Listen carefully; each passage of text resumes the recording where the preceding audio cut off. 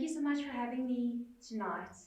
As the owner of Aesthetics, I am honoured to have been chosen by TEDx to talk about this subject that's very close to home. So Aesthetics is an interior design firm based in Sandton. We predominantly focus on residential, high-end residential interiors, as well as commercial interior design. And today I'm here to talk to you not just about the aesthetics and the beauty of interior design, but rather about the labor and the faces behind these beautiful aesthetics, these beautiful spaces that are seen worldwide. So when TEDx approached me, they asked me, how do I foresee that interior design will change the future? And I said to them that this topic is too broad to just say, how can it change it? But rather what I wanted to do is I want to change this question, I want to bring it closer to home, and I want to say, how can interior design impact South Africa?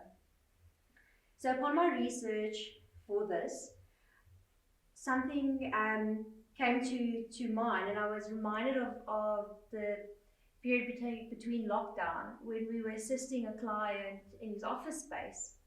Now, being seen as essential workers, we were one of the fortunate groups of people that could still work, and I had the fortunate opportunity to appoint contractors underneath me. And during this build, various contractors came to me and they were thankful for not just for being able to work again, but basically being able to, after 3 months, not able to assist their families or have any form of income. And the stories that were shared with me during those 3 months of build still stuck to me today. So much so that Aesthetics actually started a foundation named Aesthetic Cares, where we have training initiatives for various building trades. So what I found that was interesting was when I researched a little bit, I came to think, okay, well, is interior design just aesthetics? Is it just beauty? Or is there actually more to it? For the first quarter of my journey into this business, I thought that a transaction just ended by the purchase of a chair and the installation thereof, and then a happy client. And interior design felt very vanity driven. And for the longest time, I actually wanted to find a little bit more purpose within interior design for us. So when I started to research, I actually went on one of my projects and I took the main contractor, the subcontractor, and the various groups underneath them. And I came to realize that in interior design, one project approximately helps 50 families. So isn't that a massive responsibility that we actually have as interior designers? Are we not then taking from a very high end right to many times the laborers are tilers, carpenters, out of the poorest parts of South Africa, and aren't we then the direct link between them? So for me as an interior designer, how I will change the future of South Africa through interior design is by designing responsibly. Now, the question is, what is designing responsibly? It is looking at local manufactured products as opposed to importing. Did you know that in my research, which I found very interesting, is that South Africa is the largest or the second largest importer of furniture in Africa. A total of $5 billion is imported annually just for furniture. Now I ask you, is that not revenue that we are losing? Is that not skill opportunity and development that we are losing? Especially now in today's current state, after lockdown, we have a jobless or workless number increasing daily. I think we're somewhere around 28% currently.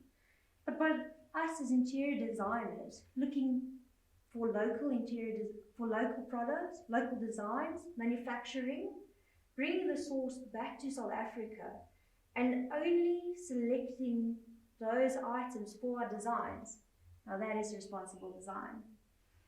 So, on my presentation today, I specifically chose not to just show you the beauty, but I wanted to show you actually the laborers that are behind the beauty that are created. Various magazines throughout South Africa tend to really focus on the end product and the happy client. But there are 10, 20 families, or heads of families, if I may say that work numerous hours and late into the evenings to have these spaces created. So for aesthetics, that will be our main drive. For the future of South Africa, to really bring an impact. I believe that we have the natural resources to manufacture tiles locally, textiles, and yes, as I mentioned, furniture even. That we should be proud of our creative heritage that we also have. We are such a conglomerate of different cultures within South Africa, and with that comes creativity and beauty that we can tap into. And I feel that it is sad that we are looking outwards to an international level for design inspiration, where does South Africa not grant us with some of the best landscapes to be inspired by? So that would be my last little bit that I would say. As interior designers, design responsibly. Don't look for outside inspiration. There's enough inspiration within South Africa. Tap into that, harness it, and show the world what we as South Africans can design and give to them. Thank you.